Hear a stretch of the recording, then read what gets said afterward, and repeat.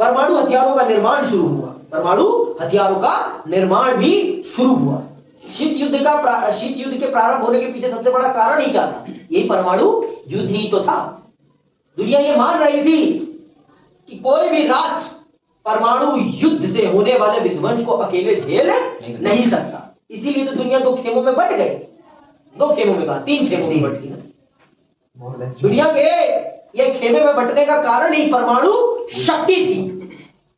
परमाणु शक्ति अगर दुनिया में आती नहीं तो दुनिया में ये भय ही नहीं आता कि मैं किसी का अकेले सामना नहीं कर सकता। इसी भय ने तो दुनिया को तीन खेमों में विभाजित किया, प्रमुख रूप से दो खेमों में विभाजित किया। ये खेमेबंदी होने का मुख्य कारण ही क्या था? ये परमाणु हथियार ही था, जिसने अमेरिका को इतनी शक्ति प्रदान की कि उसने एक राष्ट्र को तबाह कर दिया, उसकी रीढ़ की हड्डी तोड़ दी, उसके बेगुनाह लोगों को मार दिया। ऐसा मारा कि सदियों तक उसका असर उस राष्ट्र पर रहा। आज भी उसका असर दिखाई पड़ता है। समझ गई बात?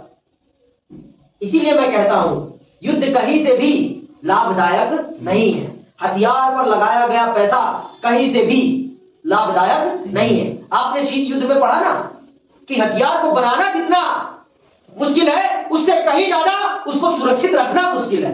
जितना खर्चा उसको बनाने पर नहीं होता, उससे ज्यादा कहीं ज्यादा खर्चा उसको सुरक्षित रखने पर हो जाता है।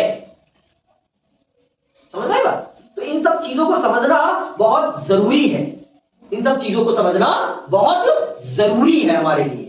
अगर हम इन सब चीजों को नहीं समझेंगे तो हम अपने राष्ट्र को वो मुकाम नहीं उस मुकाम तक नहीं पहुंचा पाएंगे जिस मुकाम तक ले जाने का हमारे राष्ट्र निर्माताओं ने सपना देखा था। आई बात समझ में? और ये अगर आप ये नहीं समझोगे तो आप कभी भी अपने लिए एक उचित सरकार नहीं चुन पाओगे।